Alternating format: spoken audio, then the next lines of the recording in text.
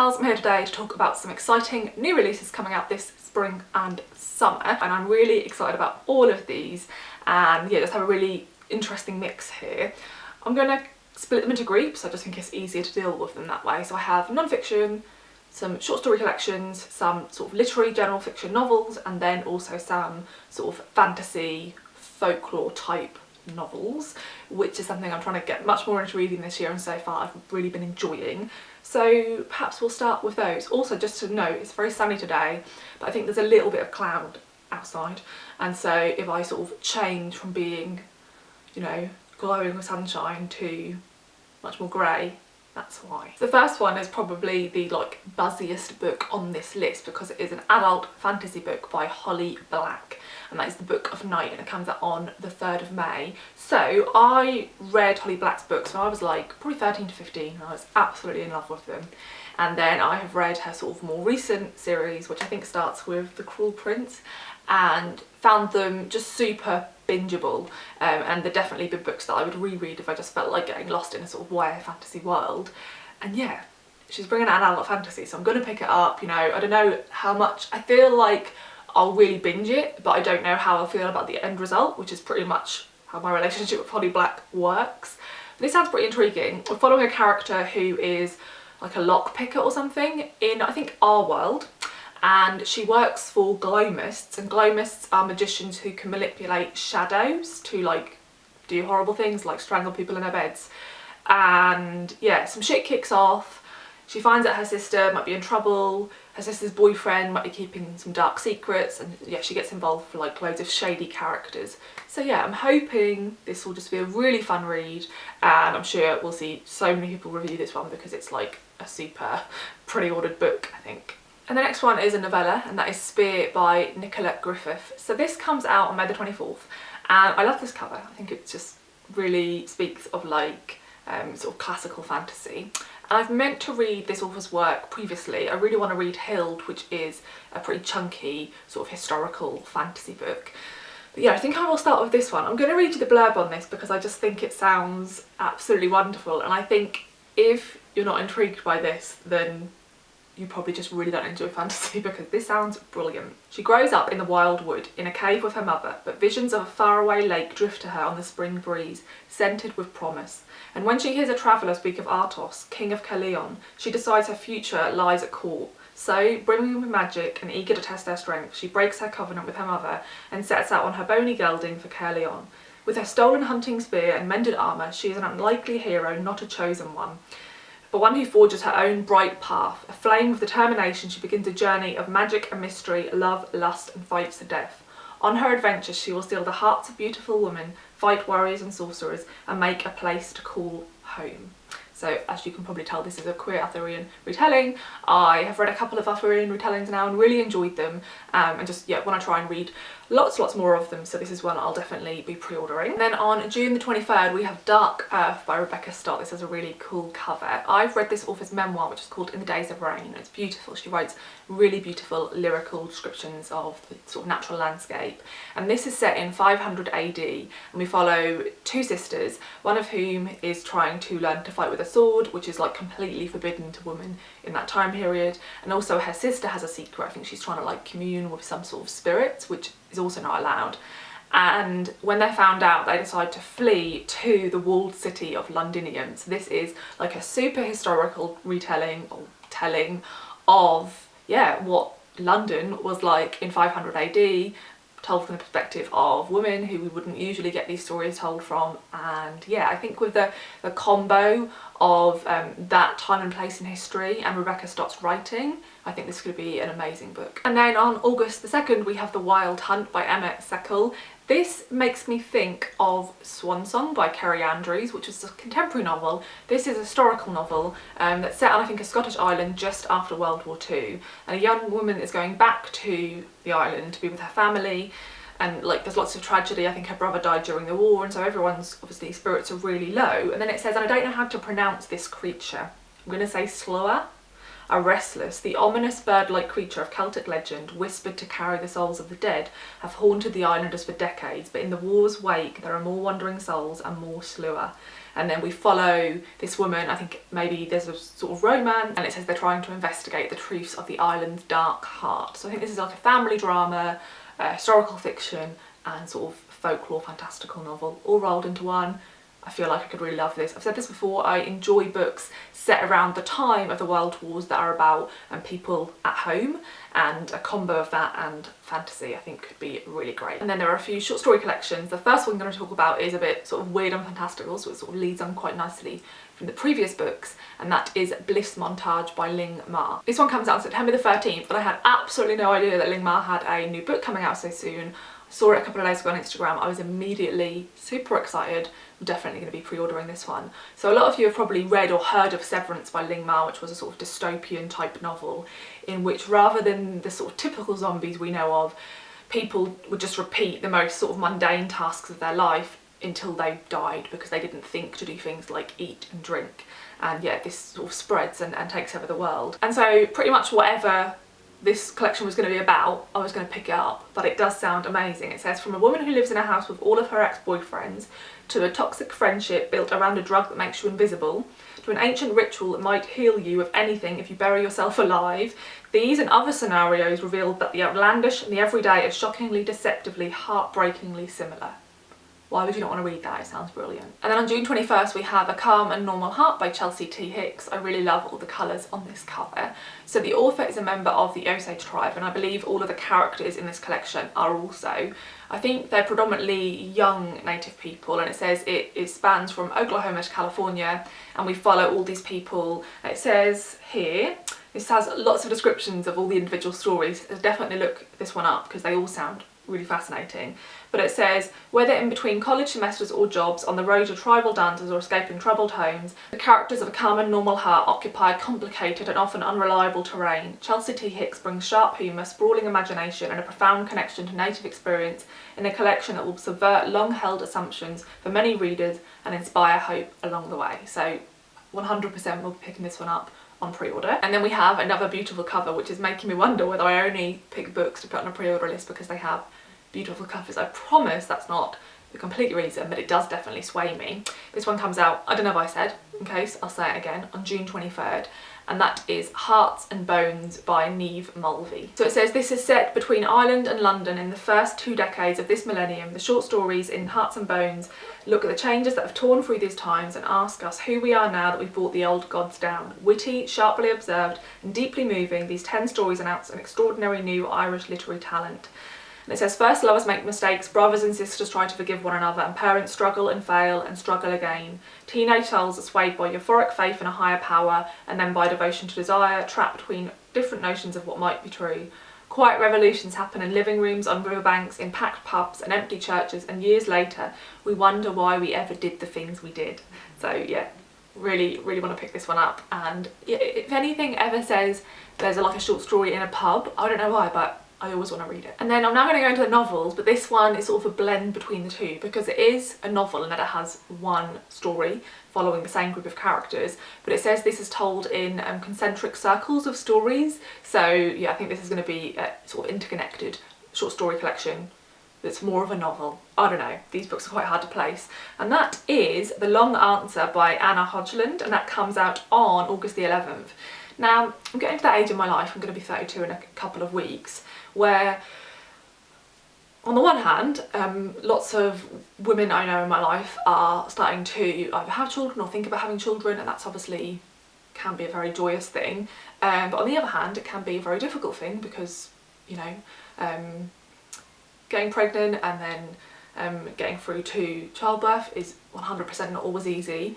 And so, yeah, it's, I think, can be quite a difficult time for people who do want children, and this novel very much focuses on that. So we're following two sisters, one who is 12 weeks pregnant the first time she's tried for a baby, and she calls her sister to tell her and finds out that her sister has just had her second miscarriage, and it's about the long-lasting effects of that on their relationship and how they both deal with that, but also about all the other women they meet in that time in their life who are also, you know, in their shoes, and that they're trying to have children or are becoming pregnant or are struggling, and yeah, it just sort of talks about those really difficult topics and it says this is just like really beautifully handled. So I think I could really love this one and sort of really connect to it, because like I said, I'm of that age where this is something a lot of people I know are talking about, although I'm not really convinced I want children myself, so it's not necessarily something that's super personal to me, but it's definitely something I think must be an incredibly hard thing to go through, and this book sounds like it's going to handle it well, so fingers crossed. And then on the 3rd of May we have The Other Mother by Rachel M. Harper. Just want to pause to say it really makes me think of Coraline when I hear The Other Mother. Moving on, this is possibly one of my favourite covers of all time. It reminds me of the cover of one of Sarah Moss's books, which I'll pop up quickly so you can see. Maybe I'm being completely ridiculous and they're nothing alike, but it makes me think of that one. So this sounds absolutely amazing, and the like advanced reviews are like phenomenal, so very exciting. This is a fairly chunky book. It's around 450 pages, which is something I really enjoy in a sort of literary fiction novel. So in this we follow a young man who gets a scholarship to go to Brown, and he's really interested in his father, who was a really successful ballet dancer and died rather tragically when he was only 2 years old. So he's been raised by this single mother, but he's trying to connect with people at the university who might know more about his father. But when he's doing that, somebody sort of says to him, I don't know why you're really that interested in this man, because the person you should be looking into is your other mother. I think that is a woman who was in a queer relationship with his mother, so that sort of sends him into this tailspin considering his past. And it says, revelation follows revelation as each member of Jenry's family steps forward to tell the story of his origin, uncovering a web of secrecy that binds his family together even as it keeps them apart. Moving seamlessly between the past and the present, The Other Mother is a daring, ambitious novel that celebrates the complexities of love and resilience, masterfully exploring the intersections of race, class and sexuality, the role of biology in defining who belongs to whom, and the complicated truth of what it means to be a family. And this is what really pulled me in, other than all that other stuff, but just a cherry on top. Leila, who wrote Heavy, which is one of my favourite memoirs, which was a book in large part about his relationship with his mother, said The Other Mother breaks every rule of traditional world building and creates the kind of full-hearted literary saga we are lucky to get once every generation.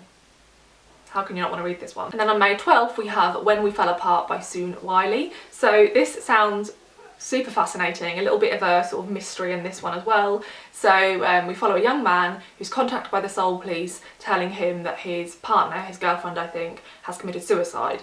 He can't believe it because as far as he knew she was like super happy, really successful, like all of her life was on track. So he decides to look into it, and he finds a lot of things about her life that he wasn't expecting to find. And it says he finds out that her life was much more complex than she chose to reveal to him. The more he learns about her, the more he begins to doubt he ever really knew her at all.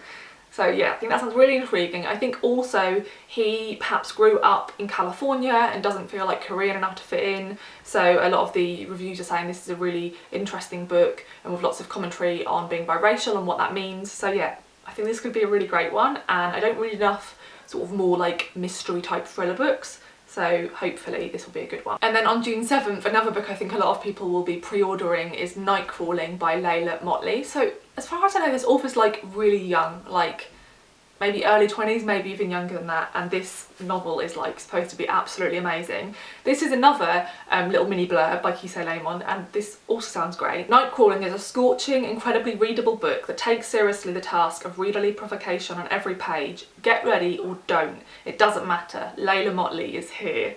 So in this, I think we follow a 17-year-old girl who is struggling to raise her 9-year-old brother because what the rest of her family is like checked out.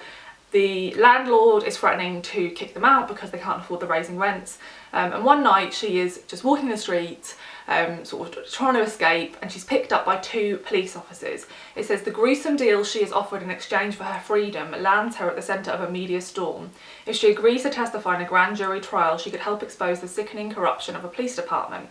But honesty comes at a price, one that could leave her family vulnerable to their retaliation and endanger everyone she loves. It says that this is an unforgettable novel about young people navigating the darkest corners of an adult world. So yeah, I think that sounds really interesting as well. I feel like a lot of the books I've selected, like the literary fiction novels, are like a little bit dark with an element of mystery. I don't know if like there's just lots of books coming out like that this year, or maybe I guess I just really enjoy these types of books. Now on July 21st we have Milk Teeth by Jessica Andrews. I read and really enjoyed this author's debut novel, which is called Saltwater, and this one sounds a little bit similar in that both of the books are focused around a young girl and woman growing up in a working class family in the northeast of England, but I really enjoy that sort of theme, and I think this one goes to some quite different places. So it says she grows up in the northeast of England amid scarcity, precarity and a toxic culture of bodily shame, certain that she must make herself ever smaller to be loved. And then she starts to move when she's much older around sort of London and Paris, and she meets this man who invites her to join him in Barcelona, and she has to question whether she dares to take this sort of dazzling new life, whether she trusts it, and if she does take it, then what parts of herself, what parts of her past will she have to leave behind to do so. So yeah, I think that sounds like some really interesting themes. Just want to read anything she writes. Also on July 21st we have The Girls in Queens by Christine Kandic Torres, and I think this one sounds absolutely fascinating, and again this has a little bit of a dark sort of thrillery element to it. So these two young girls grow up together in Queens, and I think they go to some sort of private school together. One of them falls in love with Brian, who is like the high school, like some type of really good sports player, I can't remember which. And years later all three of them are reconnected because they sort of stopped talking to Brian because something went wrong at some sort of party, and then they run into each other at the playoffs, and they find out that Brian has been accused of sexual assault, and so the two women have to decide like what they're going to do. Will they defend him, or are they going to start questioning a few more things about who he was when they were teenagers? So yeah, that sounds amazing. And it also says, which is something I really enjoy, I know some people don't, but really works for me, this is told in alternating timelines. So I think we're going to get their sort of high school years and the present day, you know, a chapter each, which I think is great because it means that like what happened in their childhood isn't revealed until a certain point in the like contemporary story. And I just think that is a really interesting narrative advice, so definitely be picking this one up. Okay, so now we have just 4 non-fiction to talk about quickly. I find non-fiction quite difficult to describe when I haven't read it, so I'll try my best. So on May 19th we have Burning Butch by R.B. Mertz. This says this is the trans memoir we've been waiting for. And I believe that the author grew up in rural Pennsylvania to their abusive father, and then throughout their childhood they kept turning to Catholicism in quite sort of conservative ways. They go to a conservative Catholic college in Iowa, and it says coming of age in the early aughts they grapple with flirtation, sexual encounters and confusing relationships with students and the faculty as they try to figure out how to live a life in a world hell-bent on making them choose between their community and their identity. It says that Burning Butch is the courageous story of a trans, non-binary butch on a quest to survive with their authenticity intact. And again, I've heard really great sort of early reviews of this one. Also on May 19th we have Tenants, the people on the front line of Britain's housing emergency by Vicky Spratt. This is about the sort of rental crisis in terms of private renting, people who should 100% be given affordable government funded housing and instead have to go into private renting, and how there's not really any regulations and it's really fucked. And I think the author follows certain individuals and families throughout the book, and then also just discusses the really shitty legislation we currently have. This is one I think is an interesting topic regardless, but also I think one I will sort of connect to personally, in that from the age of 11 to sort of 20 I guess, I think I lived in 18 houses, and that doesn't include like where I lived at university. This is just where I lived with my family, because we weren't allowed to be eligible for council housing unless we were declared homeless, so we'd have had to live in like a bed and breakfast type situation for 3 months before they'd house us, and at the time my little brother was like 4 years old, so my mum just didn't want to do that, because you're not allowed to stay there past 10 in the morning, you have to like be out all day, and we just didn't have the ability to do that. And so we were never eligible for council housing, and so instead we privately rented for years. But yeah, didn't really work out, so we were forever like moving, because rents would go up, we couldn't pay the rent, we'd have horrible landlords, it was just shitty. And yeah, so I have sort of a personal interest in this topic because yeah, because it's something that I've experienced. So yeah, I'm hoping this is well done. Obviously, as important as the topic can be, it doesn't mean the writing itself will be great, and I'm always a bit unsure when the author is a journalist, which this author is, just because I don't tend to enjoy that in like novel format, but fingers crossed I will enjoy this one. And then penultimately on June 2nd we have Run Towards the Danger, Confrontations with a Body of Memory by Sarah Polley. I heard Jill over at the Book Bully talk about this and immediately wanted to pick it up. It sounds absolutely amazing. She thought it was phenomenal. So I'll link Jill's review up above. Jill's channel is one of my favourite YouTube channel, booktube channels. I only watch booktube, so YouTube, booktube, much the same. But definitely go check her channel out and go watch that review. And yeah, this sounds amazing. It says that this is a collection of, I think, 6 essays that are sort of about the personal. She explores what it is to live in one's body in a constant state of becoming, learning and changing. As she was advised after a catastrophic head injury, if we relinquish our protective crouch and run towards the danger, then life can be reset, reshaped and lived afresh. So yeah, we'll definitely be picking this one up. And lastly, on August 18th, we have Without Warning and Only Sometimes, Scenes from an Unpredictable Childhood by Kit Waal. So you might recognise Kit Waal's name because she wrote My Name is Leon, which was a wildly popular book on BookTube and a book I really loved and definitely want to reread. And I have picked up both of her other novels and not enjoyed them as much, but she's an author that I will always pick up every book she brings out because I love My Name is Leon so much. And this is about her own childhood. So from what I know, yeah, it says she grew up in a household of opposites and extremes. Her haphazard mother rarely cooked, forbade Christmas and birthdays, worked as a cleaner, nurse and childminder, sometimes all at once, and believed the world would end in 1975. Meanwhile, her father stuffed barrels full of goodies for his relatives in the Caribbean, cooked elaborate meals on a whim, and splurged money they didn't have on cars, suits and shoes fit for a prince. Both of her parents were waiting for paradise. It never came. Caught between 3 worlds, Irish, Caribbean and British in 1960s Birmingham, Kit and her brothers and sisters knew all the words to the best songs, caught sticklebacks in jam jars and braved hunger in hellfire until they could all escape. This is a story of an extraordinary childhood and how a girl who grew up in a house where the Bible was the only book on offer went on to discover a love of reading that inspires her to this day. It sounds amazing. So yeah, those are all 20 of the books that I think you should be excited about this spring and summer. I'm sure there are many, many more. Let me know if there are any that I haven't mentioned that you're really excited about or you think I should be excited about. And also let me know if you already had any of these on your list or if you've added some because of this video.